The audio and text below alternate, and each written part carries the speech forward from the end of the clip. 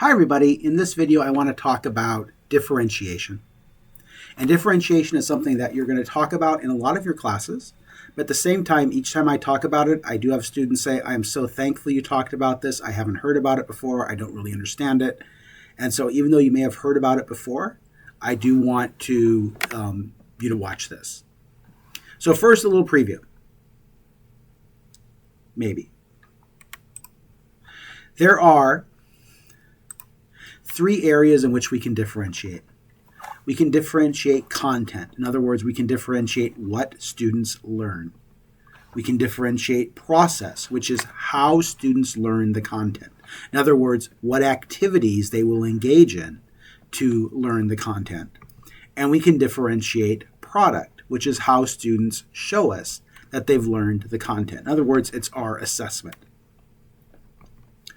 And in each of these areas, we can differentiate by students' learning profiles, which includes things like their learning preferences. We can differentiate by student readiness, and we can differentiate by our students' interests. When we talk about differentiation, no one is saying that you have to differentiate everything all the time. Differentiation is hard. No one is saying that differentiation means you're doing 25 different things for 25 different students. That's also not what differentiation means. Differentiated instruction is not individualized instruction.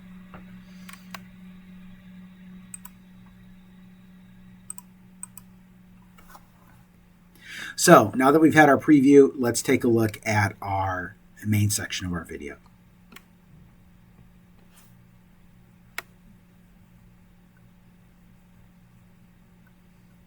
So first, differentiating content. And our goals here are to identify two ways to differentiate content and to explain three different differentiation types and to describe how we can differentiate content.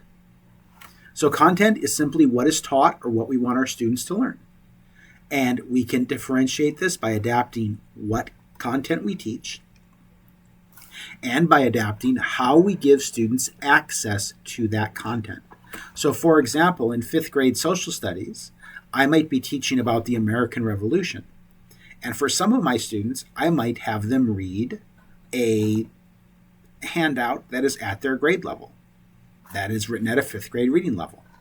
If I have students who struggle in reading, I'm going to give them different content. It's still going to be about the American Revolution, but it's going to be at an appropriate reading level for them, or it may be in a graphic, visual, video format. Similarly, if I have a student who needs more challenge, the materials I give them are going to be at a more advanced reading level. Maybe I will choose a middle or high school, for example, textbook chapter to have them read, or an article that is more challenging. So, in other words, different levels of reading. If it were math, different levels of math. So, different materials. We can also adapt student access to materials. In this case, we give the same material to all students, but students follow different procedures based on their needs. For example, faster readers read at their own pace with independent activities, whereas slower readers read with more peer support or more teacher support. In terms of readiness, of course, we always want to teach to where a student is to help them get to where they need to be. We can help in this area by pre-assessing students. It may be in my American Revolution lesson that I have a student who knows all about the American Revolution already. And so in that case, we need to do some changes.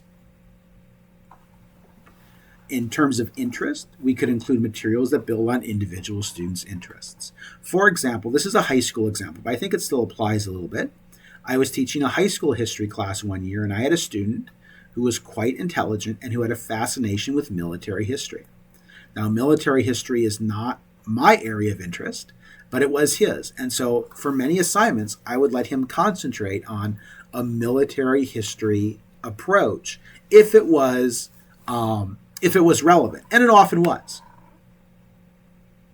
And then learning profiles. are what teaching or learning methods work best for an individual learner. These includes things like learning preferences. Do I prefer to work alone or with a partner? Also multiple intelligences, and so on. And we're going to go back to this near the end of this presentation. And depending how time goes, maybe in a follow-up presentation. I don't want this to take too long in a single video. And so what are some differentiation strategies we can follow? Well, one is to try to look at concepts rather than facts.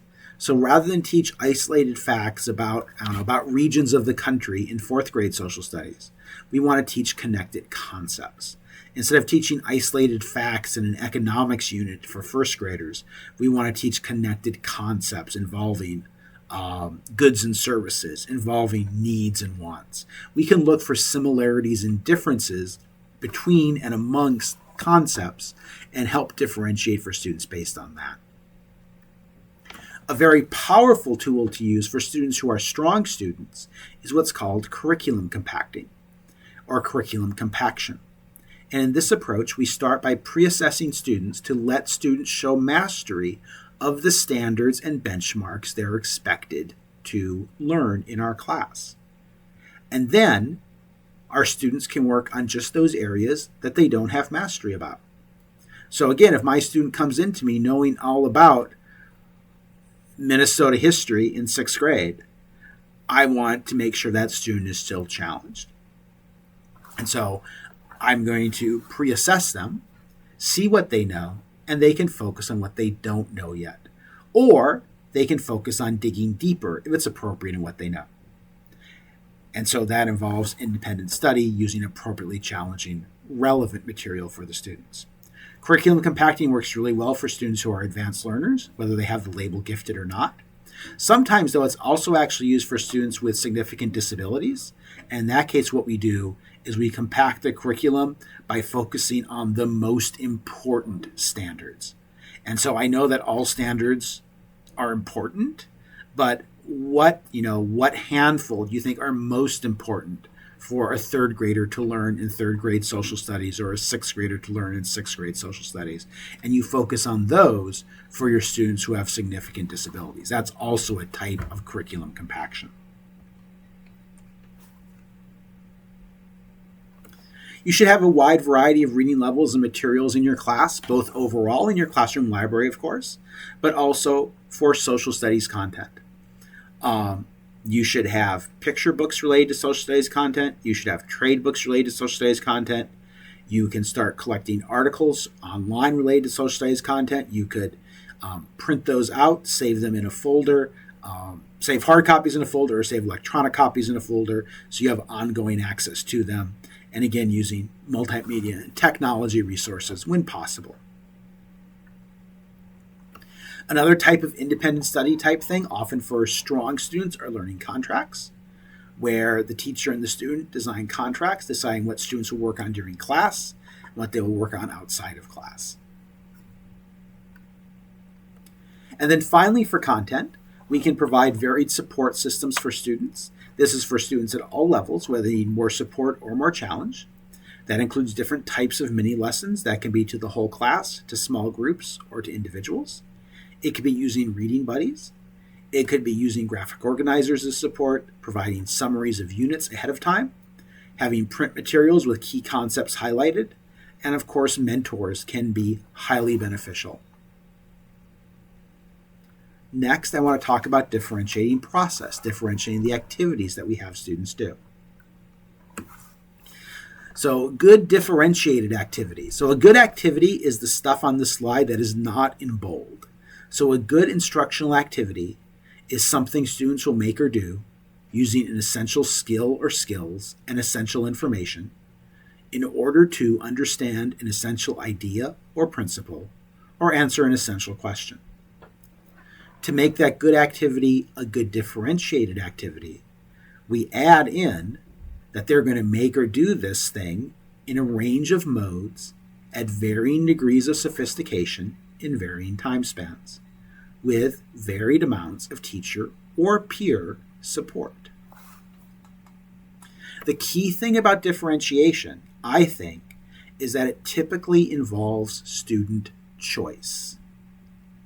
If every student is doing the same thing, no matter how interesting that thing is or how cool that activity is, that's not a differentiated activity. For example, a few years ago, many years ago, I guess now I was at a different institution, I was observing a student who was student teaching. She was student teaching middle school. It was either middle school social studies or middle school language arts. And at the end of her lesson, she said, "Oh my goodness, Mr. Lund, isn't that great how I differentiated?" And I asked her, "Well, tell me how you differentiated." And she said, "Oh, well, you saw I had them all draw today. They drew. They didn't write an essay. They didn't write a paragraph. They drew instead." Well, it's great to have kids draw. That's a wonderful thing. And you should do that. But if all of your students are drawing, that's not differentiation. If you gave your students a choice, hey, you can either write or draw, you've given a choice. Now you've started to differentiate. If there's not choice, if everyone is doing the same thing, I would argue you are not differentiating. It could still be good teaching, but it's not differentiated yet. So we look at readiness. What we're doing is we're matching how complex our activities are to what a student's current level of understanding and skill is. This is working in what you've hopefully learned about in Ed Psych, the zone of proximal development, part of Lev Vygotsky's theories. And I don't like Vygotsky for lots of things. I am not a constructivist, but I do think the zone of proximal development is a very meaningful idea in education and one that we should pay more attention to. We want activities to be in the Goldilocks zone. We want them to be just right. Not too hard, not too easy, just right. By interest, that gives students choices about what aspects of a topic they want to look at or specialize in. It could also be helping them link their personal interest to a goal of the course. And then by learning profile, this is using students' preferred ways of learning. Now notice I have learning style in quotation marks here. I'm going to come back to that in, I think, a follow-up video. I think we're going to run out of time here. But just for now, if you don't listen to that, be aware there is no scientific evidence that learning styles exist. They are a myth, and we should avoid using them. Other preferred ways of learning, as I mentioned earlier, could be alone or with a partner. It could be a certain seating arrangement. It could be whether you want to express your thoughts creatively or not.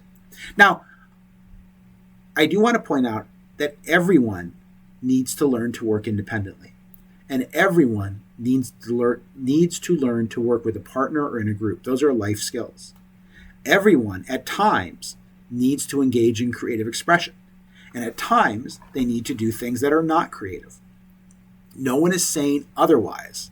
But at other times, students need to be able to make a choice.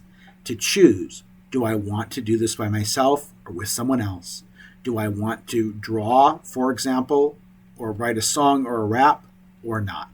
Choice is at times needed, just as at times choice should not be used for those things, because everyone needs to learn how to work in different modes. Here's some strategies for differentiating process to conclude this PowerPoint. We could have students do learning logs. We could have students choose to write a journal, to complete or maybe even to create and complete a graphic organizer. Ideas like cubing and tic-tac-toe and choice boards are just different ways to have different options for students to choose and to say, oh, you're going to choose 2 things or 3 things from these choices. You might choose to say one of the things has to be X or Y or Z. So, for example, when I would teach language arts classes, I would use tic-tac-toe approaches, which would be a list. Essentially, it's like a tic-tac-toe board, but you don't have to do 3 in a row. You do not have to do 3 in a row. But I would say you have to do 3 things from the board. And I might say something like in an English class, in a language arts class, one of the things you have to do, no matter what else you choose, you have to do one of these 3 things that involves writing. Because it's a language arts class, you need to write. I might also say you need to do one of these 3 things that involves drawing, because I want you to do something creative for this assignment. I'm still giving choice, but I'm giving structure to that choice, and I am limiting options. It's okay to limit options and to have requirements.